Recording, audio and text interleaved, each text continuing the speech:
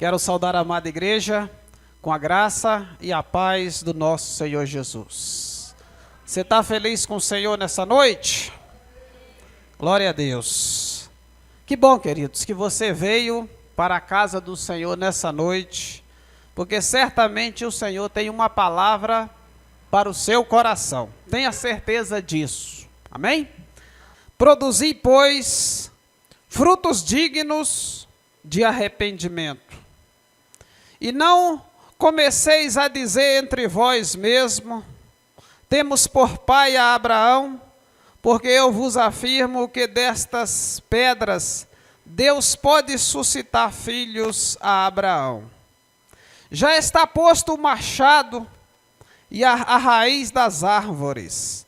Toda árvore, pois, que não produzir bom fruto, é cortada e lançada ao fogo.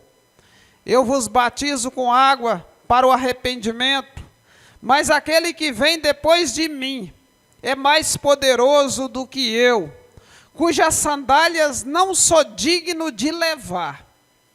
Ele vos batizará com o Espírito Santo e com fogo. A sua pá ele a tem na mão e a limpará completamente a sua eira. Recolherá o seu trigo no celeiro, mas queimará a palha em fogo inextinguível. Amém? Pai querido, Deus bendito e maravilhoso, nesta hora gloriosa de oração, Pai Santo, nós abrimos os nossos corações para ouvir a Tua voz, para ouvir, ó Deus, a Tua palavra que o Senhor quer falar conosco nessa noite. Por isso, Espírito Santo de Deus, sonda, Senhor, os nossos corações e venha falar com a Tua igreja nessa noite.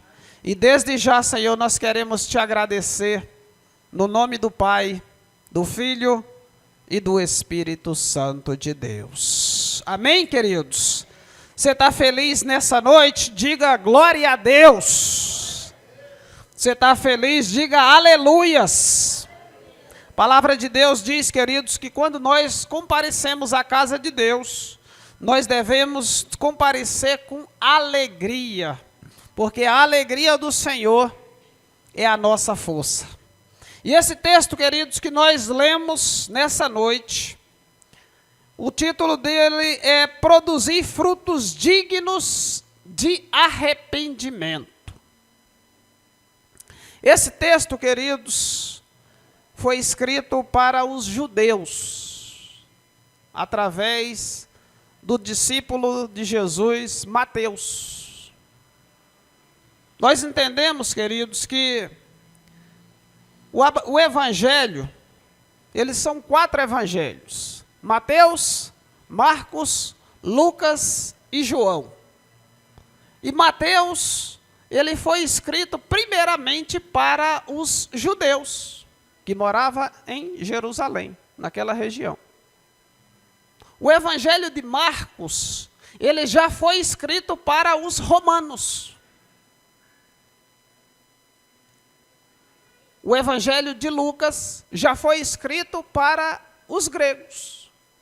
Porque naquela época, queridos, Israel era dominado por Roma. O governo era romano. Então tinha muitos romanos.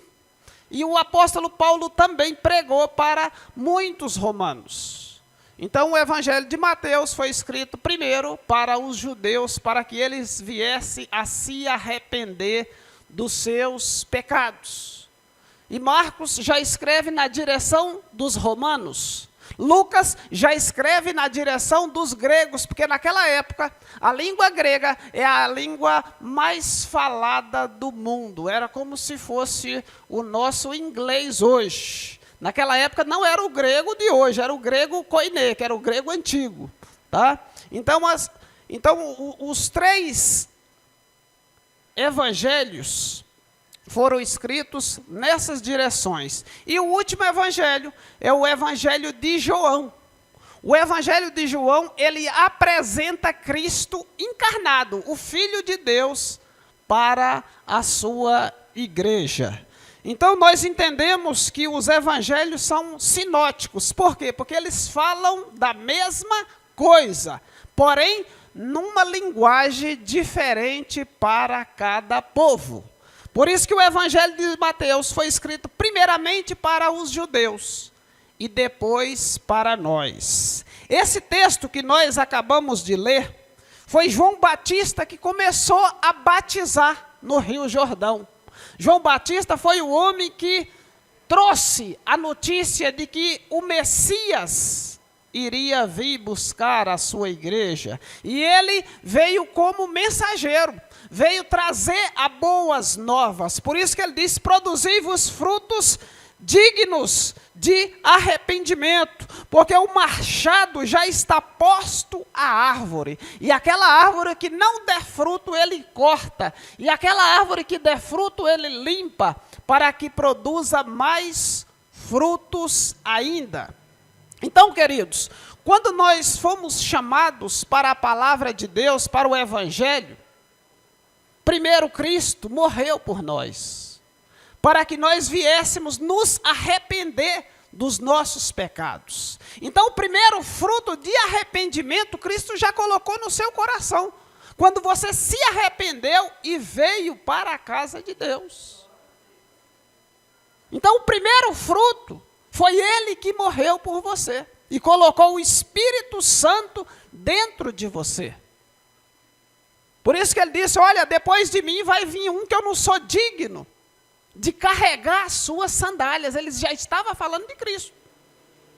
E se a gente continuar lendo o texto, Jesus já se aproxima para ser batizado também por João Batista. E olha, queridos, às vezes nós somos grossos na ministração da palavra de Deus, às vezes somos mansos, mas aonde Cristo habita mais? Quando a gente fala com bravura ou como nós falamos com mansidão da palavra? Queridos, nós apenas ministramos a mensagem, mas quem faz a obra é Cristo. Às vezes nós falamos porque necessita de uma mensagem mais dura. Às vezes nós somos mansos porque necessita de uma mensagem mais temerosa, porque o Espírito Santo, ele nos traz, queridos, a palavra de Deus, ela é apta para corrigir, para exortar, para ensinar e para educar. Por isso que às vezes as mensagens é dura para a igreja, porque a igreja precisa muitas das vezes de conserto. E às vezes a palavra é mais branda, porque a igreja precisa de ter mais comunhão com Deus. E nesse texto, por que eu estou falando isso? Porque João Batista estava chamando o povo para ser batizado. E ele estava dizendo, raça de víbora, quem chamou vocês para vir aqui? Engraçado que João Batista estava chamando o povo de cobras. E mesmo assim, queridos, a obra de Cristo não estava deixando de ser feita. Por quê? Eles estavam sendo impulsionados pelo Espírito Santo de Deus. Então, quando a gente fala grosso, ou quando nós somos mansos na pregação, às vezes nós somos mansos, atingimos determinadas pessoas. Às vezes nós somos um pouco mais ríspidos e atingimos outras. Porque muitos, queridos, às vezes necessitam dessas palavras. Mas é o Espírito Santo é quem faz a obra inteira na vida de cada um de nós. Por isso que João Batista estava chamando o povo de raça de víbora, e mesmo assim o povo não desistia de serem batizados. Por quê? Porque eles estavam com o coração quebrantado, eles estavam arrependidos dos seus pecados. Então não importa o que João Batista iria dizer ali, eles queriam produzir frutos de arrependimentos. E olha, queridos, todos nós precisamos produzir frutos de arrependimento. Quando nós aceitamos a Cristo, o Senhor já colocou o Espírito Santo, já quebrantou o nosso coração, a nossa alegria de vir à casa de Deus era imensa. Só que com o passar do tempo, nós passamos por um período de esfriamento espiritual. Porque é nesse momento que nós precisamos cultivar a nossa fé. Nós precisamos buscar a Deus para que Ele venha produzir em nós esses frutos de arrependimento. Porque Ele diz, olha, o machado já está na raiz das árvores. Toda árvore, pois, que não produzir bom fruto, é cortada e lançada no fogo. Eu vos batizo com água para o arrependimento, mas aquele que vem depois de mim é mais poderoso do que eu, e cujas sandálias não sou digno de levar. Ele vos batizará com o Espírito Santo e com fogo.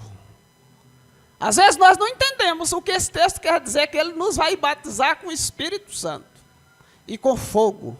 O Espírito Santo, queridos, quando nós recebemos, é a terceira pessoa da Trindade. É aquele Espírito que nos consola, que nos orienta, que nos guia. E esse fogo aqui, queridos, é o fogo que vem para consumir os nossos pecados. Então tem muita gente que fala esse texto erroneamente, diz que eu quero ser batizado com o Espírito Santo e com fogo. Tem até muitas músicas falando, mas esse fogo aqui, queridos, que a Bíblia relata, é fogo para consumir pecados. Por isso que ele diz, ele vai limpar a sua eira, ele vai limpar o seu lagar. O que é eira? Lá na roça, quando a gente trabalhava lá, a gente limpava aquele terreiro e jogava todos os mantimentos ali para cultivar.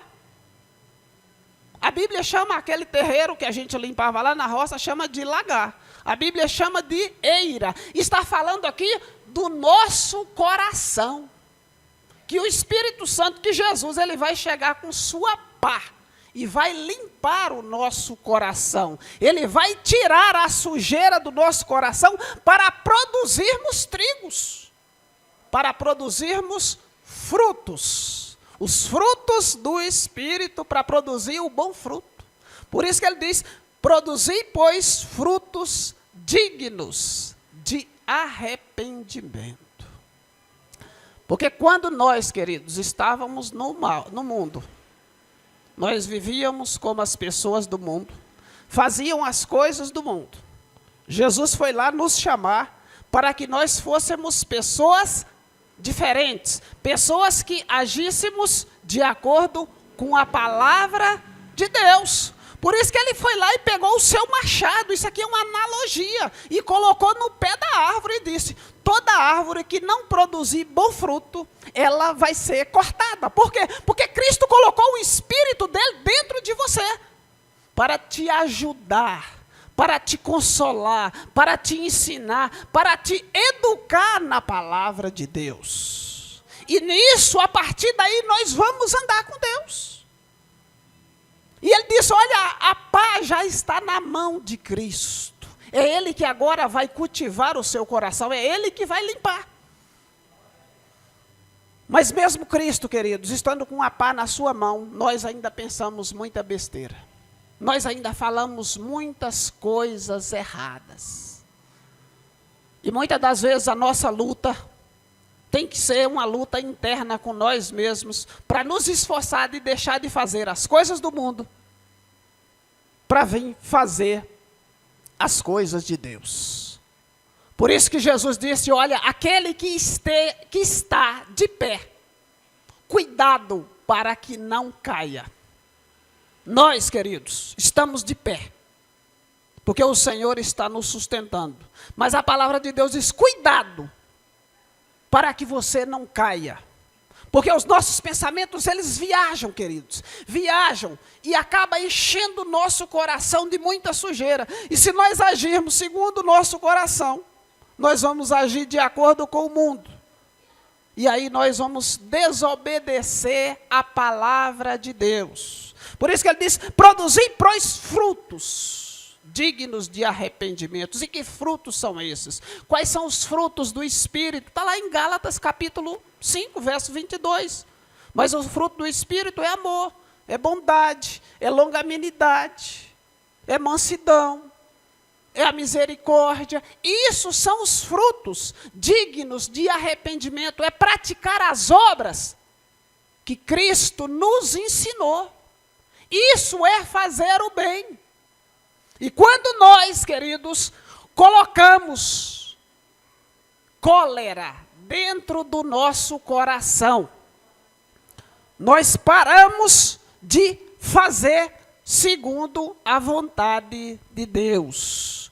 Quando a Bíblia diz, queridos, que aquele que está de pé, cuidado para que não se caia, é porque o nosso pensamento deve ser vigilante o tempo inteiro. Por isso que Paulo fala assim, olha, nós devemos orar sem cessar. A Bíblia nos conta, queridos, que o rei Davi, ele tinha uma guerra para ir contra os amonitas. E Davi achava que aquela guerra era uma guerra fácil de ganhar. E aí Davi, que ganhava muitas batalhas, essa guerra ele não foi lutar. Mandou o seu exército e ele ficou no palácio. E ao andar no palácio, Davi olhou lá de cima, viu uma mulher tomando banho na sua casa, mulher toda despida e tomando banho. E aquela mulher chamou a atenção do rei Davi. E o rei Davi nem procurou saber quem era aquela mulher, mandou chamar a mulher e trazer aquela mulher para o palácio. A guerra que Davi perdeu, queridos, foi a guerra que ele não lutou. Todas as guerras que Davi lutou, ele venceu. Mas essa guerra ele preferiu não ir. Por isso que o povo fala que mente vazia é a oficina do diabo. Porque Davi não foi para a guerra e ficou dando uma volta no palácio. Quando olhou, viu a mulher lá longe na casa dela, tomando banho, e ele manda buscar aquela mulher. E ao mandar buscar aquela mulher, ele possuiu a mulher do seu amigo. Uma vez, 2 vezes, 3 vezes, não sei quantas. De forma, queridos, que aquela guerra, ela durava muito tempo. E aí, o que é que acontece? A mulher, estou grávida. E agora? O que é que o rei faz? Davi, queridos, ele tinha 30 valentes, 30 escudos, 30 guerreiros que fazia a sua segurança. E ela, essa mulher, chamada de Betseba, era uma das mulheres de um dos seus guerreiros.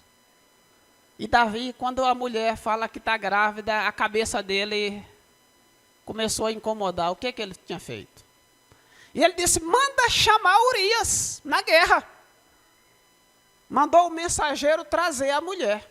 Quando Urias chega, Davi conversa com ele e fala assim, ô rapaz, descansa um pouquinho, vai para a sua casa. Para quê? Para Urias ir para a casa dele, ficar com a mulher dele, para depois assumir o BO, né? Assumir o filho. E Urias, queridos, era um soldado muito dedicado. Era um soldado fiel ao seu rei. Em vez de Urias ir para a casa dele, dormiu com os outros soldados no palácio. E Davi achando que ele estava na casa dele, com a mulher dele. Tudo tramando, queridos. O pensamento de Davi estava terrível. Maquinando. E aí, queridos, o que Davi faz? Descobre que Urias não foi para a casa dele. Aí chama Urias, fala assim, Urias, eu te chamei da guerra para você descansar. Mandei você ir para a sua casa e fiquei sabendo que você não foi. Ele disse, ó meu rei, eu seria injusto com os meus amigos, porque eles estão lá na guerra no meio do tempo, guerreando, e eu vim para minha casa ficar com minha mulher, sendo que os meus irmãos estão lutando. Não posso fazer essas coisas. E Davi começou a pensar, o que é que eu faço com esse homem agora, para esse homem chegar na casa da mulher dele? Eu não posso assumir isso.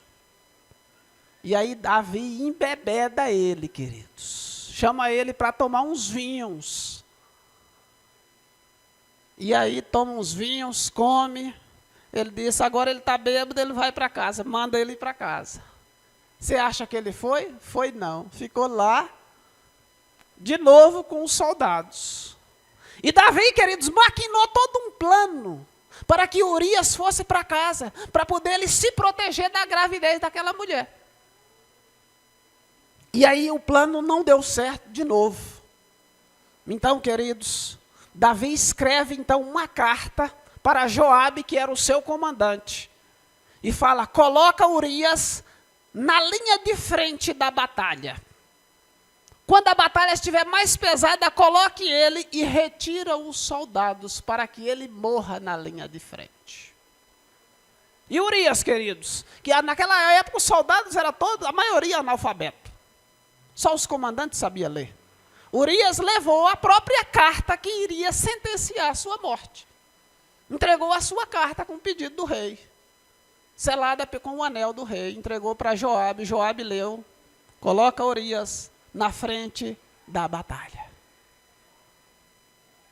Então, Joabe, lendo aquela carta, colocou Urias. E ao lutar, Urias era um guerreiro muito forte, mas os soldados não lhe deram suporte e ele acabou morrendo. E Joabe, então, sabendo que Urias estava morto, manda mensagem para o rei Davi, dizendo que Urias estava morto. Quando Davi sabe que Urias estava morto, o seu coração ficou mais tranquilo.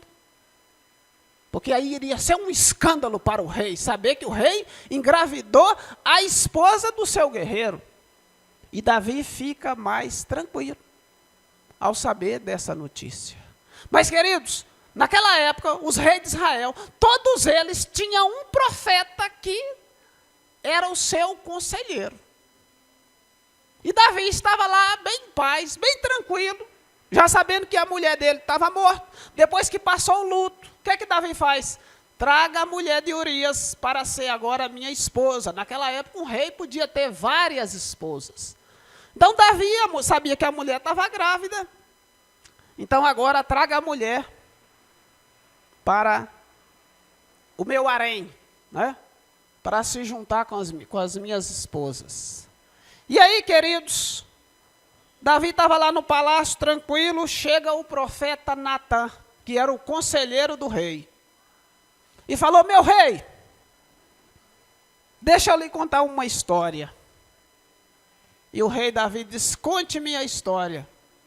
Ele diz: havia numa cidade um homem rico e um homem pobre. O homem rico tinha muitas manadas de gado e muitas ovelhas. E o pobre só tinha uma ovelha que ele dava comida em casa. Ela comia junto com a comida dos filhos dele. Sabendo disso, meu rei, teve um dia que esse homem rico recebeu um amigo convidado na sua casa. E esse amigo rico, em vez de matar uma ovelha da sua manada, mandou pegar a ovelha do pobre, matar e dar para o seu convidado. Quando Davi ouviu essa história do profeta Natã, Davi ficou furioso e disse: quem é esse homem que eu vou mandar matar? E que ele venha retribuir 4 vezes mais a ovelha que ele tirou. E o profeta Natã olhou para ele e falou assim: olha, rei, esse homem é o senhor. O senhor tem muitas mulheres. Deus te deu um reino inteiro. E poderia te dar mais ainda, se você necessitasse. Mas o teu soldado só tinha uma ovelha. E essa ovelha você pegou e deu para os seus convidados. Pegou a única mulher que ele tinha. E digo para você, rei, a espada nunca vai sair da sua casa. As tuas mulheres serão possuídas pelos teus filhos. Davi ficou desesperado. Mas o Senhor vai perdoar o teu pecado. falou para Davi. Aquela criança, queridos, que Betseba estava para ganhar, ela teve aquele menino. O menino adoeceu. E durante aqueles dias que o menino estava doente, Davi sabia que aquele pecado estava consumindo ele por dentro. Estava destruindo ele. E Davi ficou 7 dias, queridos, em jejum. Deitado no chão, deitado na lona. Naquela época, quando um homem se humilhava, ele rasgava as suas vestes e mergulhava na poeira. Era um símbolo de arrependimento, era um símbolo deles assumirem que eles tiveram uma decepção muito grande. E Davi ficou 7 dias ali, de jejum, com as roupas, vestido em panos de sacos. Depois desses 7 dias, o rei olhou para os seus oficiais e viram eles cochichando. E ao ver eles cochichando, ele levanta e olha e fala assim: o menino morreu. Aí os oficiais falam: o menino já está morto. Quando o menino está morto, Davi levanta, toma um banho, vai para o templo e volta e veste as vestes reais. E depois vai comer. E todo mundo acha estranho. Por que ele, em pleno luto, ele veste as vestes reais e vai comer? Ele disse: olha, enquanto o menino estava vivo, eu tinha a esperança que ele fosse sarado, que Deus fosse curar ele. Por isso eu orei e por isso eu jejuei. Agora o menino já está morto.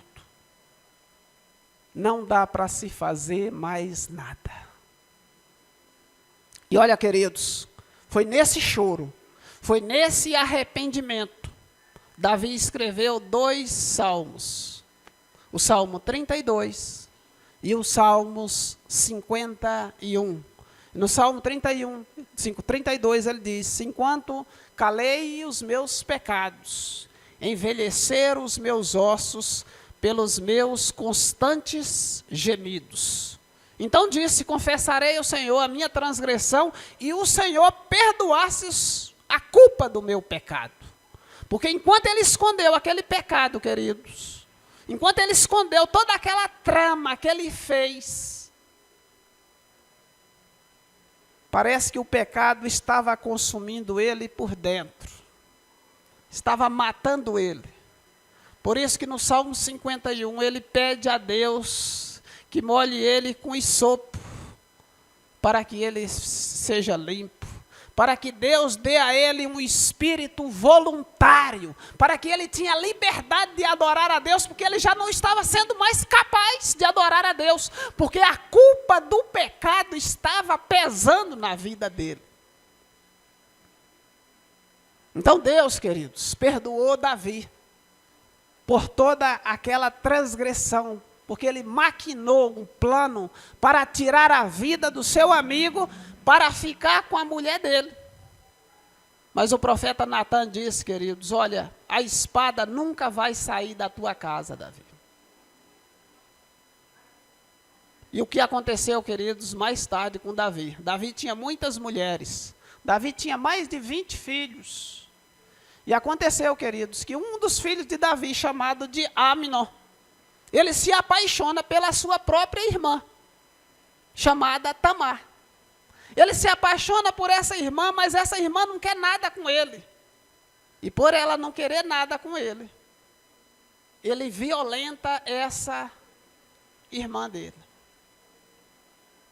Davi fica sabendo, fica chocadíssimo. Foi terrível aquilo para o reino de Davi. A gente conhece Davi pelas histórias bonitas, mas tem os pecados que causam estrago no meio da família. E olha, queridos, quando Absalão, que era o irmão de Tamar, fica sabendo que seu irmão tinha violentado sua irmã, ele faz uma festa e convida todos os irmãos e fala assim: ó, nessa festa eu vou matar Aminon. E ele mesmo junta com seus amigos e mata o seu próprio irmão. Por isso que a Bíblia diz: Por isso que o profeta Natã havia dito: a espada nunca vai sair da tua casa.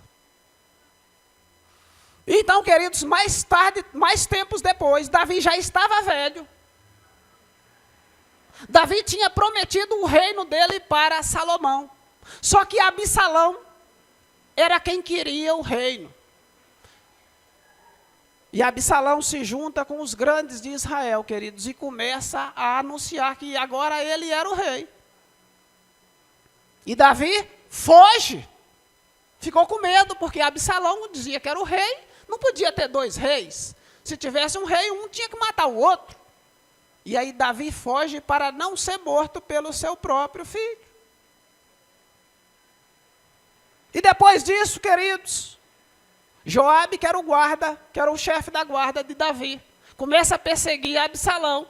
Joabe era primo de Davi, primo do seu filho também. E Absalão era o homem mais bonito de Israel naquela época, a Bíblia diz. E ao fugir de Joabe, Absalão tinha os cabelos gigantescos, o cabelo dele passava da altura da cintura. E Joabe perseguindo Absalão, Absalão passa no meio de umas árvores e engancha o cabelo, ficou pendurado pelo cabelo nas árvores. E Joabe vem e mata Absalão. Matou Absalão, próprio primo, agora matou um dos filhos. E depois, Salomão assume o reino de Israel. E quando Salomão assume o reino de Israel, Davi ainda estava lá velhinho. Quase, já não dava conta de fazer mais quase nada.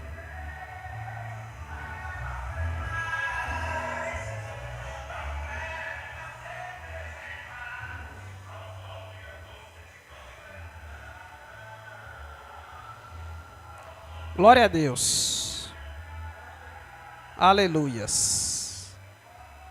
E olha, queridos, quando a Bíblia diz que o rei já estava velho, o rei passava muito frio, procuraram em Israel uma moça virgem para esquentar o rei nas noites geladas.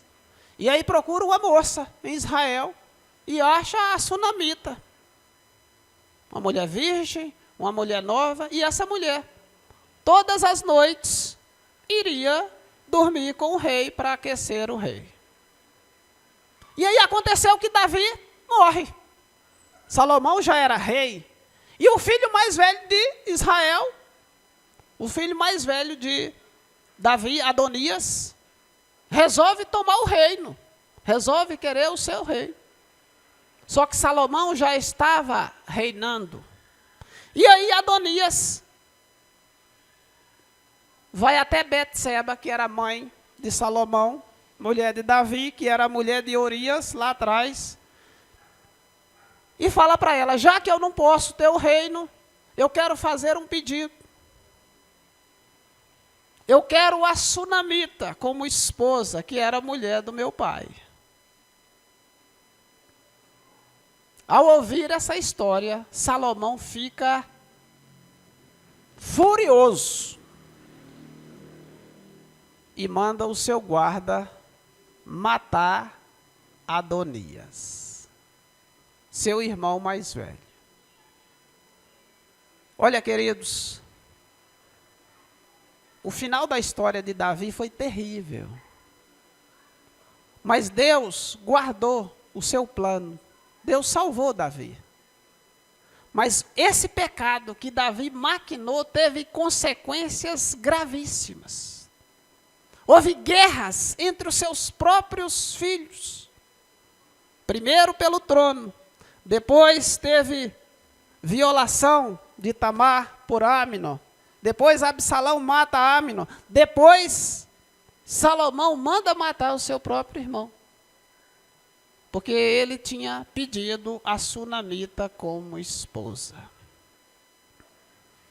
Tudo isso por consequência daquele pecado que Davi teve com Urias. Mandou matar o seu valente, fiel, o seu escudeiro, que morria por ele, para proteger o rei. Ele maquinou um plano Então a guerra que Davi perdeu, queridos, foi a guerra que ele não lutou. Israel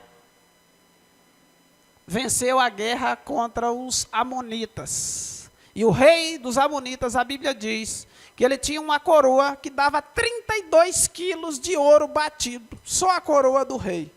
Israel trouxe todos os seus despojos de guerra. Mas Davi não ficou feliz com aquela vitória, porque, às vezes, queridos, você tem muitos despojos de guerra, mas quando o seu coração não está em paz, é como se a riqueza não tivesse, não fosse bem-vinda, não teve prazer para Davi.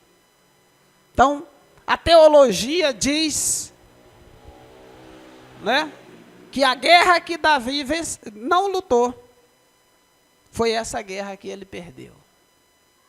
Porque ele desejou a mulher do seu amigo. E por isso, ele mandou matar o seu amigo. E Deus falou para ele, através do profeta Natã, você poderia ter tudo. Eu te dei tudo para você. E poderia te dar mais ainda. Mas exatamente o que você não podia fazer, você fez. Esse texto, queridos, se vocês tiverem curiosidade, depois leia, é importante. Está lá em 2 Samuel, capítulo 11 e capítulo 12. Vocês vão entender a história do que aconteceu com o rei Davi. Davi foi um grande profeta, um grande rei, mas no final a sua história ela foi uma história triste. Por quê? Porque houve guerra no meio da sua família. Houve brigas por poderes, tudo consequência do pecado. Por isso que João Batista está anunciando aqui para Israel, produzir frutos dignos de arrependimento. Aquele que não produzir um fruto bom, o machado já está à sua porta, já está na raiz das árvores para cortar. E nós, queridos, fomos escolhidos pelo Senhor Jesus para dar o bom fruto. Jesus disse em João capítulo 15, eu sou a videira, vós sois os ramos. Todo o galho que estando em mim não der fruto, ele o corta. E aquele que der bom fruto, ele limpa, para que produza mais frutos ainda. E ele disse mais, vocês já estão limpos pela palavra que eu vos tenho falado. Permanecei em mim e eu permanecerei em vocês. Foi a mesma coisa que tinha dito para Davi lá. Permaneça em mim, eu te dei o reino. Permaneça em mim, eu te dei tudo. Mas a mulher do teu amigo você não pode. E foi exatamente aquilo que chamou a atenção de Davi. Sabe que nossos olhos, ele olha para aquelas coisas, é uma coisa carnal, queridos. Parece que a gente deseja mais aquilo que a gente não pode ter, do que o que a gente tem. E Davi desejou o que ele não poderia ter. Por isso que Jesus disse, toda árvore que estando em mim não der fruto, ele corta. E aquela que der fruto, ele limpa para que produza mais fruto ainda. Vocês já estão limpos pela palavra que eu vos tenho falado. Permanecerei em mim e eu permanecerei em vós. Como não pode o ramo produzir fruto de si mesmo, se não permanecer na videira, assim nem vós podeis dar, se não permanecerdes em mim. Eu sou a videira, vocês são os ramos. Nós somos os ramos, queridos. É nos ramos que produzem frutos. É nos ramos que dá os frutos. É no ramo que dá a flor. Por isso que Jesus disse, brilhe a vossa luz entre os homens. Porque quando a gente olha numa árvore, queridos, a gente fica procurando o quê? Aonde está a flor? E quando a gente acha a flor lá perdida, lá no meio, a gente começa a se alegrar. Olha, tem uma flor ali. Quando a gente olha para uma árvore, nós ficamos procurando o quê? Os frutos dela. E quando nós achamos os frutos, nós começamos a admirar aqueles frutos. Por isso que Jesus disse, brilhe a vossa luz diante dos homens. Por isso que você precisa dar fruto. Por isso que você precisa dar alegria ao Senhor. João capítulo 14, que antecede esse texto, Jesus disse: eu vos escolhi para que vades e deis fruto, e o vosso fruto permaneça, a fim de tudo que pedirdes em meu nome, crendo, recebereis. Então Jesus chamou cada um de vocês, cada um de nós, para que nós andássemos em santidade e produza fruto, e o vosso fruto permaneça. O que é fruto permanecer? É alimento, é a palavra, tem que alimentar as pessoas, o fruto tem que permanecer, porque ele falou que lá atrás que ele está com uma pá para limpar o pecado, para queimar o pecado. E está com o Espírito Santo para derramar em nós, para nos consolar, para nos exortar, para nos educar. O Espírito Santo, queridos, é o nosso guia. É Ele que vai nos aperfeiçoar. E a pá de Cristo é que limpa o pecado para ser queimado no fogo. Por isso, queridos, nós precisamos entender essas coisas, para que nós não venhamos cometer erros lá atrás, que Davi e outros cometeram e fugiram da presença de Deus, e a consequência do pecado é a morte. A Bíblia diz isso. Agora olha quantos morreram por consequência daquele pecado. E hoje nós temos clareza dessas coisas, para que nós não venhamos cometer os mesmos erros que foram cometidos lá atrás. Nós temos o Espírito Santo, que é nosso guia, que vai nos fortalecer, que vai nos dizer o que nós devemos fazer. Davi também tinha,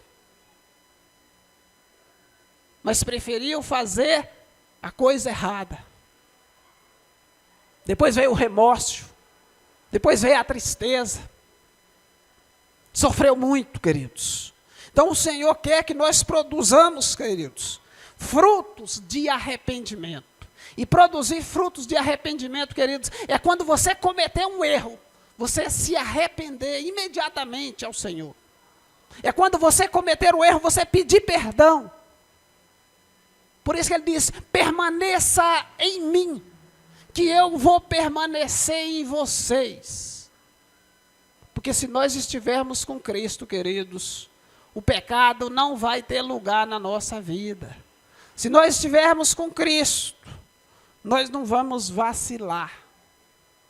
Por isso, queridos, produza frutos dignos de arrependimento. Do contrário, queridos, nós vamos sofrer. Porque olha, Cristo chamou cada um de nós e confiou em nós a sua palavra. Confiou em nós o seu Espírito Santo. E nos selou com o selo da promessa.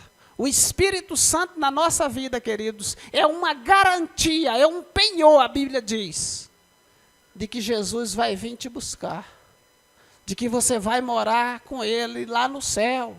Por isso que ele disse que nós somos, que o Espírito Santo é o penhor da herança de Cristo. Ou seja, ele colocou lá dentro de você e falou assim: essa aqui é a garantia que eu vou vir buscar vocês.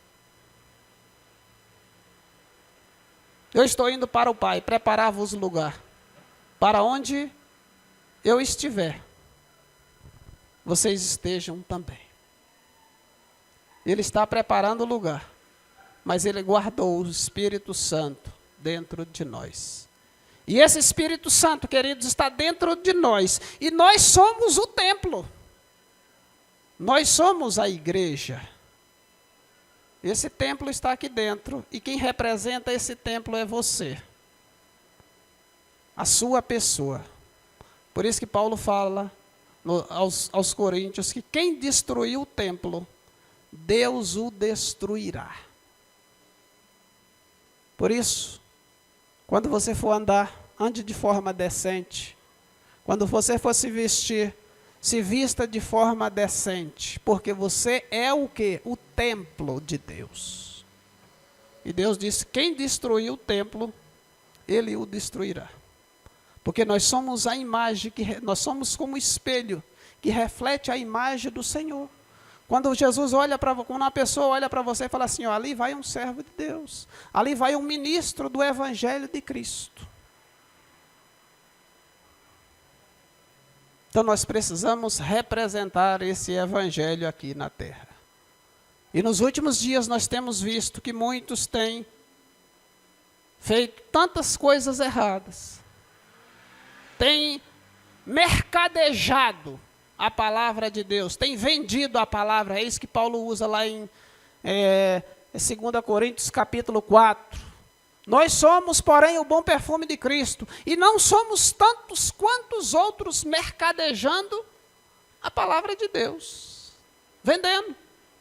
Vem cá, te dou uma benção, você vai comprar um carro. Isso é vender a palavra de Deus, queridos. Nós podemos ter tudo, podemos ter todas as riquezas, não a troco da palavra.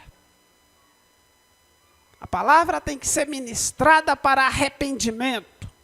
A palavra tem que ser ministrada para que as pessoas venham crescer na fé, no conhecimento, na sabedoria. E não em troca de bens. O Senhor disse, eu sou o Senhor e não mudo. Eu sou o dono do ouro e sou o dono da prata. Tudo é dele. Mas com o Senhor não tem negócio. Amém? Então, queridos, vamos produzir frutos de arrependimento, porque o Senhor espera de nós esse arrependimento, para no dia da sua vinda, o Senhor nos levar para a sua glória.